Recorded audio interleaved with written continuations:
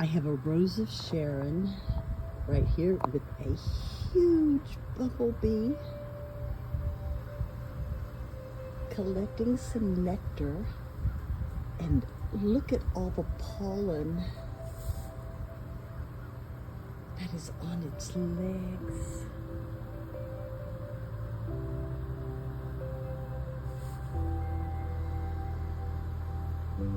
Look at that. Oh, it is drinking like crazy.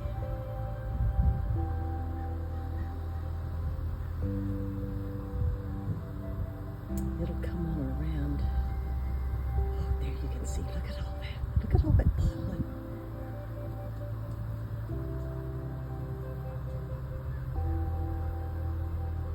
And as they go from flower to flower, drinking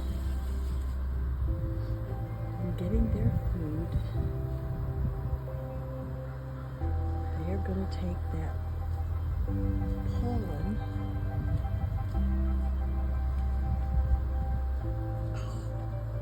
Oh, it has a lot of pollen on it. Look at that. Isn't that awesome? That is such a beautiful flower. This Rose of Sharon has a lot of blooms on it. I have never seen a bumblebee collect this much pollen on it. Oh my gosh. This is actually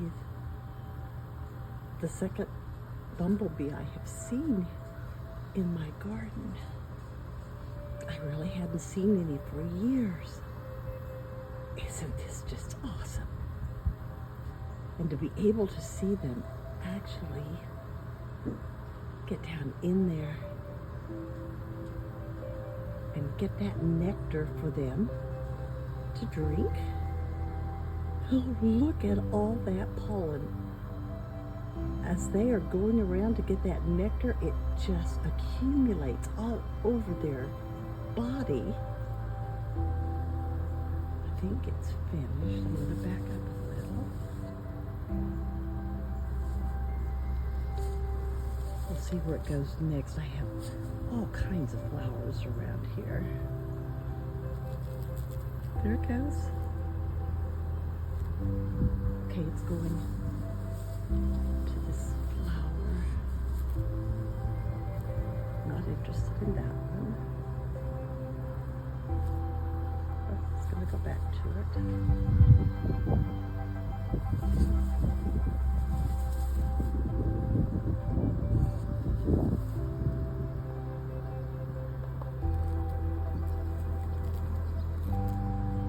That one's not very open. Those are my little Frenchie very interested in that bumblebee. What was that? That was just so cool. A lot of pollen in that beautiful Rose of Sharon. And oh, there's that bumblebee again. And it probably dropped some from another flower into that beautiful Rose of Sharon. But look at all those buds. Oh, there's a bunch right there. Those will be opening. There it comes again. And no, I'm not afraid of him. He's not going to bite me. So beautiful. So beautiful. I have all these beautiful flowers over here.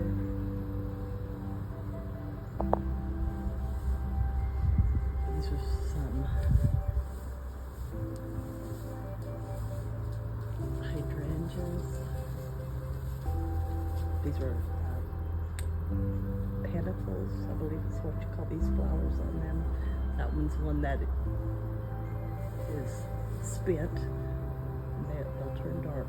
These actually, they're white, and then they will get pink,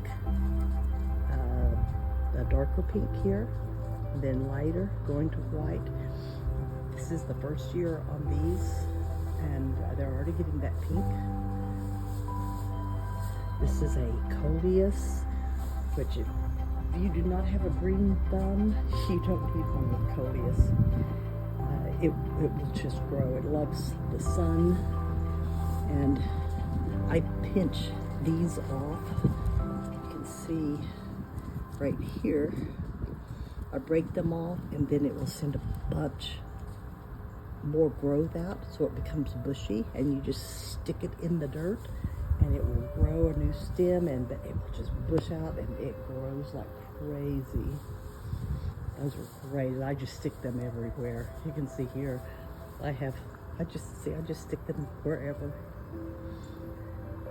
And these are sweet potato vines. These are the lime green and then a dark purple. You just put those everywhere. This is another rose of Sharon, and it has buds on it. It's already bloomed.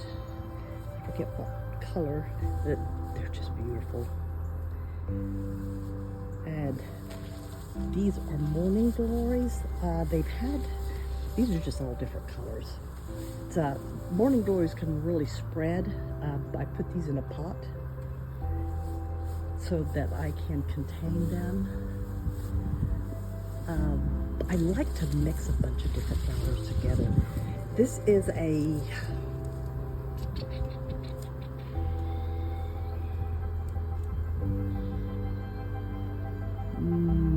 mandevilla.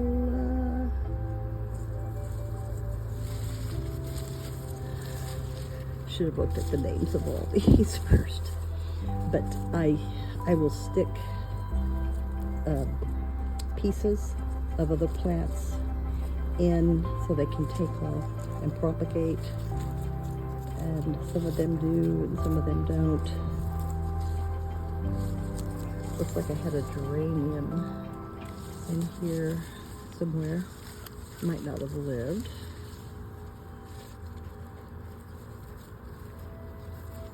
I do try to put the names of them in because I do forget.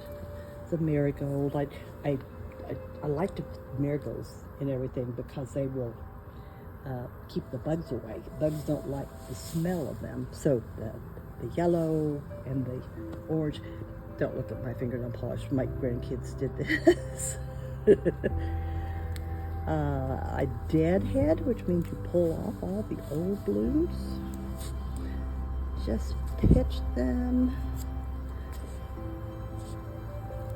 It was really hard for me to do this at first, but if you will just pull these off, and this is a daily thing. These were big and beautiful yesterday. You pull these off, and there will be new ones tomorrow. You certainly want to do this with all of them, or you don't get your new flowers tomorrow. Oh, look there. Oh, hi, Mr. B.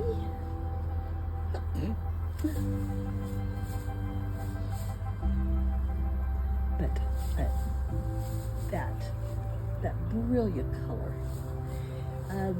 This is, some people call it money wort, some people call it other things. Once again, here is the purple sweet potato and the lime green sweet potato.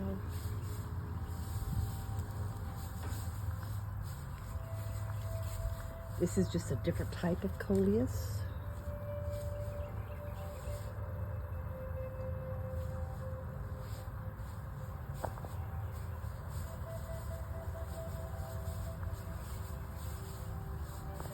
Just put this out a couple of days ago, so it was a coleus that I had inside with a white licorice is what this is called. So I added some of the sweet potato vines to it, so it will get full and drape over. I have some hydrangeas up here. These beautiful. These will get huge. They will grow up to 6 feet tall. Some of them like to be in shade, some like to be in partial shade. They will get really, really big.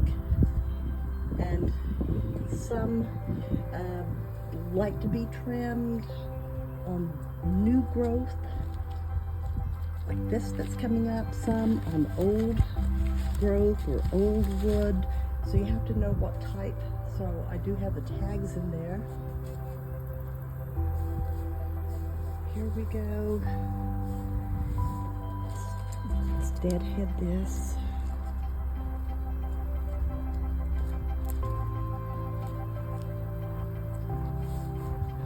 These I will put a trellis so they can grow up. They are a vine that will get bigger. And look at this, isn't that just beautiful? These will grow out, and I do the same thing with this. I'll just break it off and take some of the leaves off, so I have a stem about this long, stick it in the ground, and it'll just grow. Ouch! All right, I'm going to resume this video. I just got stung by that beautiful bumblebee. I was videoing. I was deadheading these flowers, and I had thrown one of the flowers down on the ground, and I'm barefoot. I go barefoot. I'm a country girl. And I apparently had stepped on one of the flowers that I had deadheaded and thrown on the ground. The bumblebee had gone into that flower to try to get some nectar, and I stepped on that flower and the bumblebee stung me. Oh my goodness, it hurt. I have not been stung by a bumblebee ever. I've been stung by little honeybees, and they hurt, but not for very long. That bumblebee sting hurt for so long. It felt like a fire ant sting in that it kept hurting. My foot got red, a little swollen. I went on in the house and babied it a while. It took probably 15 minutes for it to quit stinging. And I didn't like that bumblebee quite as much as I thought I did. So let me finish this up. These are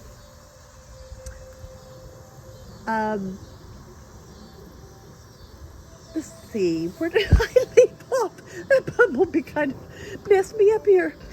These were begonias. I had some beautiful red and some pink ones. And then we have our marigolds. And I have a crepe myrtle right here. I will get this out of the pot and plant it in the ground. It's not doing so great here in the pot now. It did great earlier. But in the container, I don't know if it just can't keep enough water or what. These containers are, I have a lot of drainage holes, so they are not getting root rot. It has flowered multiple times. I mean, it's continued with flowers on it. It has pink ones up here. It has some darker pink under here, almost red down at the bottom. They're absolutely beautiful. And yeah, all these beautiful colors here. Just amazing. Then, of course, these sweet potatoes vines, and these are real sweet potato vines. There are sweet potatoes growing in this container, and I will pull them up. I will see if I can get the vines to grow from these real sweet potatoes. Just like I do these ornamental sweet potato vines. These will grow no matter what. You can take a leaf and stick it in some good dirt, and that will propagate just beautifully. And I have done that with so many of these flowers.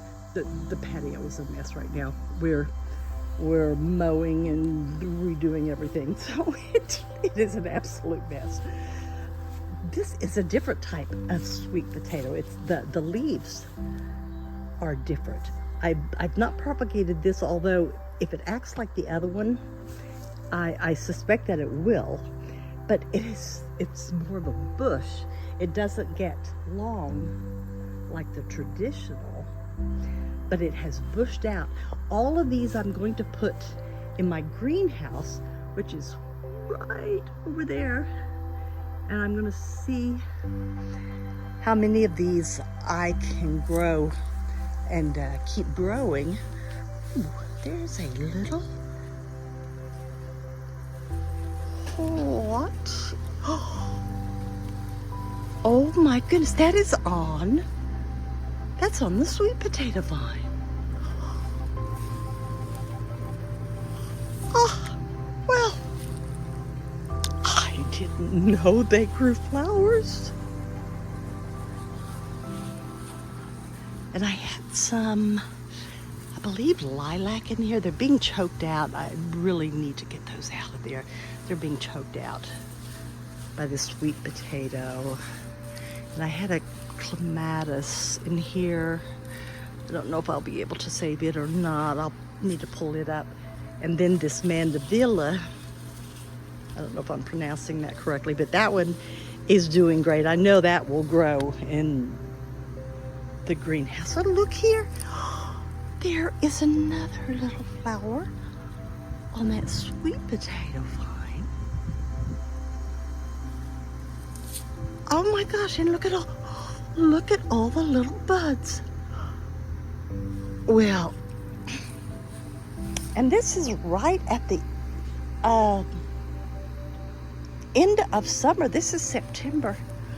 I had no idea. I wonder, I've never bought this type of sweet potato vine before, but isn't that just beautiful? Oh, thought I saw another one. I bet there are plenty in here. This is just as bushy as it can be. That's, I believe, another little lilac trying to come out. Yeah, I need to pull those out while they're still alive and transplant them. But I'm going to take all of these, and if I don't take the entire container, then I'm going to take as much as I possibly can. Don't look at my lawn. We haven't been able to mow. Our mower broke. This is my hydrangea. It's growing another flower, and this one is also, this one was blue. I need to put some more acid, make the soil more acidic there. And look at this, isn't that beautiful? That's the mandevilla. And of course, these, I just took a piece of it and stuck it in the soil. The same thing with the coleus. Amazing. And this is a rose of Sharon that I pulled out of the ground because it wasn't doing well. I'd kind of forgotten it was there, and I will transplant it in an appropriate spot where it will do great. But look at these buds, they're all over it. Absolutely amazing. This is a sweet potato vine, a different color. Okay, we're back over here. These are hydrangeas.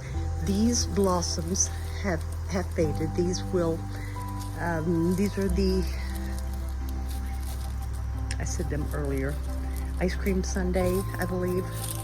And they're fading, and I'll take these off, and then the coleus will just grow like crazy anywhere. And look at this. It's making another little bloom, another little flower. And here,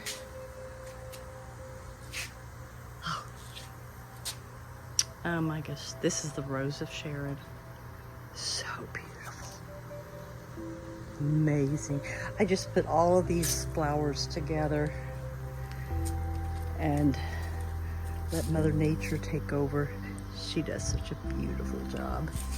And I need to arrange these, which I will do. I've been scooting them all over the place so that we can mow around them when our mower gets fixed. I've got to take it into the shop. And then deadheading so I can get more blooms. Scooted this baby way back here because it was getting too much sun, and I'm starting to get more blooms. Look at that. Deadhead those. Got to deadhead the marigolds very aggressively so that they will continue to produce.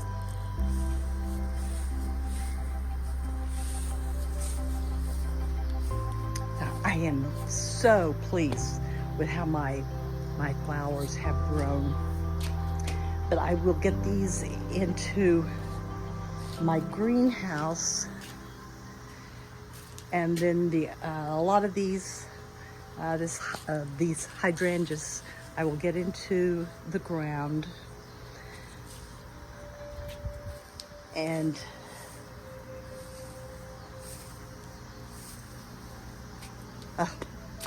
so pretty, so pretty. I'm just absolutely thrilled at how all of this is done. I'm very, very happy. And this is really my first time to have done anything on this large a scale. And I can't believe I have been this successful. But I think a lot of the reason I have been this successful is because I used an incredible potting mix. I put the money out to do a potting mix and put it in these containers, and it has made all the difference in the world. And I've been very diligent about giving them water every single day. But I am just very, very happy with the outcome on these. And I will have still a lot of work, but I'm very, very pleased with the outcome. And these keep getting, oh, look here. Here's some more. Oh, look at this. Isn't that beautiful? Purple is one of my favorite colors. There's another one. Oh, I can't wait to see what this does. I think I will just take the some of these other flowers out, probably divide some of this up because it is really filling that container, and propagate some of that and see what these flowers grow into. That is just absolutely amazing. How beautiful. We'll see what happens next year. So, this is Dr. Sheila, the florist with the green thumb, saying, go grow something. Have a lot of fun with it. Talk to you later.